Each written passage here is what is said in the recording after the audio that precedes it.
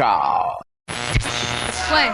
Door number 1, nobody took 2, so we'll take a look in the middle and see what was waiting back there. Four testing 1, 2, 3, 4. That's pretty cool. You can count all the way to 4. That's pretty impressive. Higher.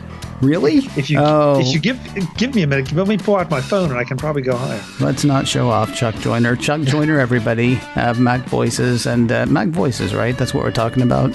Is there something else you want to tell people about? No, MacVoices.com. MacVoices live on Tuesday nights on YouTube, and that's where you can find me and a lot of my friends, including you, Ken Ray. Yes, I was on a show recently that nobody has heard yet except for the people who heard it live or saw it live. Correct. Yeah. Correct. But I'll let people know more about that when that actually happens or when it goes out, so people can hear it. What's interesting is the reason I wanted to get you on this week, and by the way, I forgot to ask, I would also like for you to end the week with me later this week if you would. Would love to. Okay. The reason that I wanted to get you on is because after we were done recording the show last week that people haven't heard yet, when everything was off, you said to the people that were remaining, so what do you think they're going to have next week at the Apple event? Because I believe that day or maybe the day before they had said spring loaded, which of course, well, I mean, you could even just read into that if you want to, but you asked everybody who was left on the call, what do you think they're going to announce? We all had a few ideas, and I don't remember if anybody asked you. So why don't I start there? What are you expecting from, well, as people hear this, today's event broadcast from Cupertino?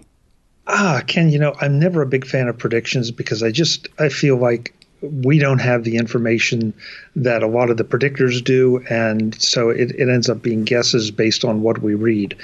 That said, I think that the mini LED iPad or iPads are a pretty safe bet. It just seems like there's been way too much press, way too much supply chain information out there to have that be a miss. The other one that strikes me as kind of logical, and we can go back and look at these in depth, but the other one that makes sense, I think, at this point, is the AirTags. If we're ever going to see them, I think it'll be now, for a couple reasons. First of all, was it a week or two ago, as we talked about right now, that they set up the Find My thing, and they announced that that's going to be built into some other devices. It would only make sense in my mind if you were going to announce that, even though that's a built-in thing. They also opened up the API to some of the third-party trackers, as I understand it.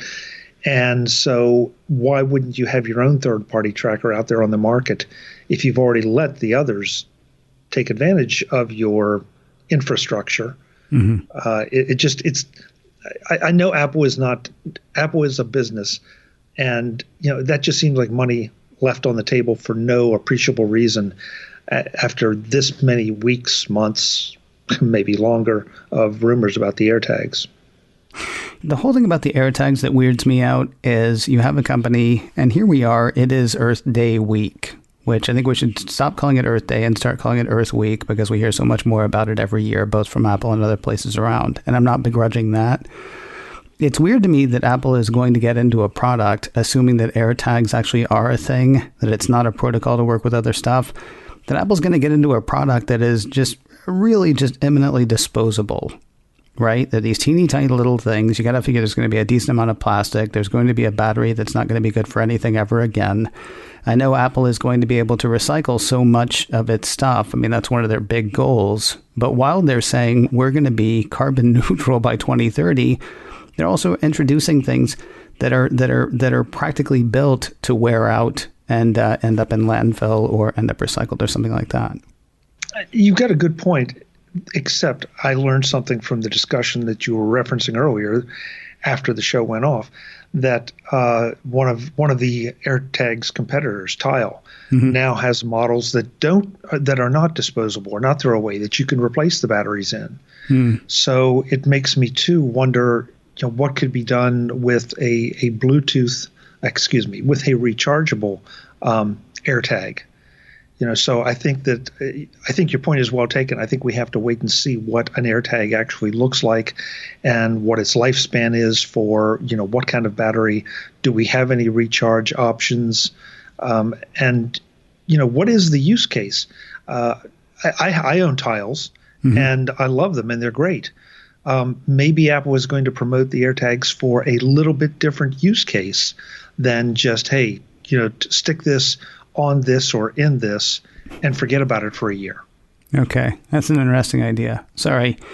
I was thinking they were going to say, swallow it and you can find your soul or hold on to your soul, maybe, which, it would be an interesting departure from what we've seen from things like that before. Here's the thing. I didn't hear you say anything about any kind of Mac. I don't know. I mean, I think I would put that at 50-50. Just because one minute it seems like we're hearing a lot of rumors about it, then we hear it not.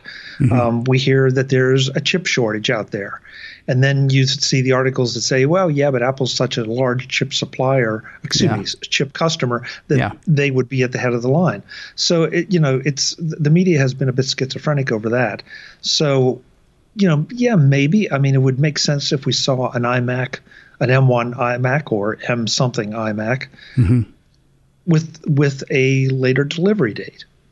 A later delivery date. That's interesting. See, I have this thing because I know after the show we talked last week, and I want to say two of however many of us were left said, I think there's going to be a Mac. And I know when I was talking to Peter Cohen on Twitter a couple of weeks ago, he was saying he didn't think there was going to be a Mac.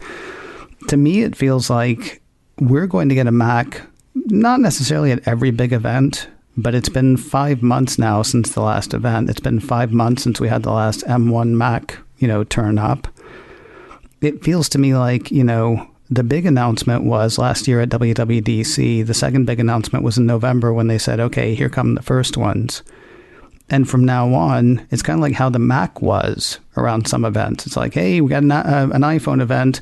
Oh, by the way, here's a Mac. Now let's get to the iPhone. Or we've got an iPad event. Oh, by the way, here's a Mac. I mean, it feels like from now on, rather than having a big event for a, big Mac, unless there's a particular, a reason, like if it's something like the Mac Pro or something along those lines, if it's just going to be moving the Mac line to the M1, it feels to me like we almost go back to, oh, and by the way, or, and here's a press release, release about this thing, until we get to the M2, M3, MX, whatever the next M processor is going to be. Well, one of the big questions has been, we have this very nice Mac Mini that's M1 driven.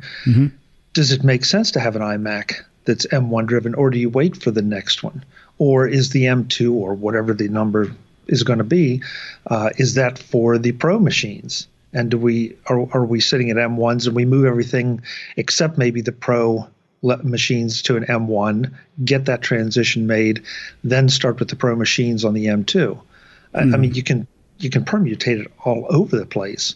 In the press, we've seen in the last couple weeks the 21.5 inch iMacs, Intel iMacs, are basically disappearing from stock. Right. They're selling out and they're not being replenished. So does that point to an M1 iMac? Or what does it mean? On the other hand, we've also seen Mac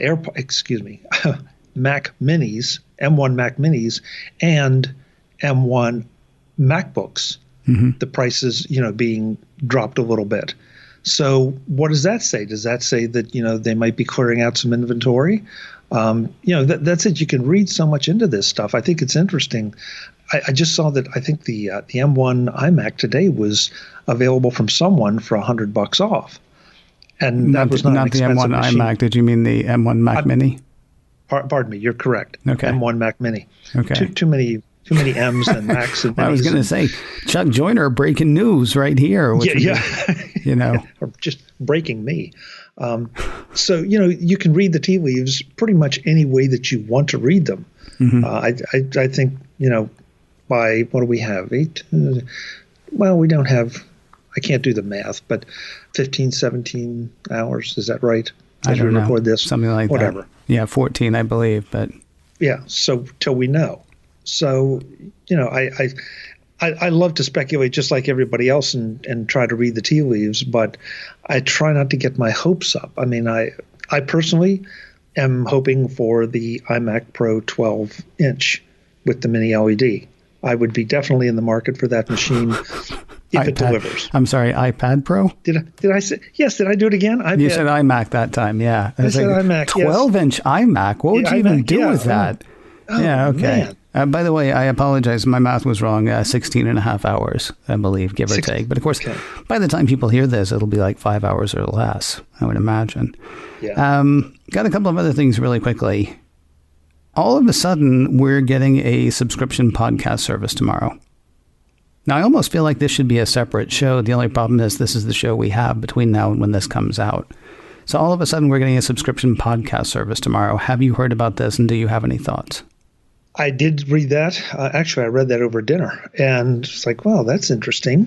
So this is another channel, and what is Apple going to populate with it? Would they populate it with shows that are tied to Apple TV Plus shows, and then stack on top of that? Would they be out there trying to acquire podcasts or podcast content for it?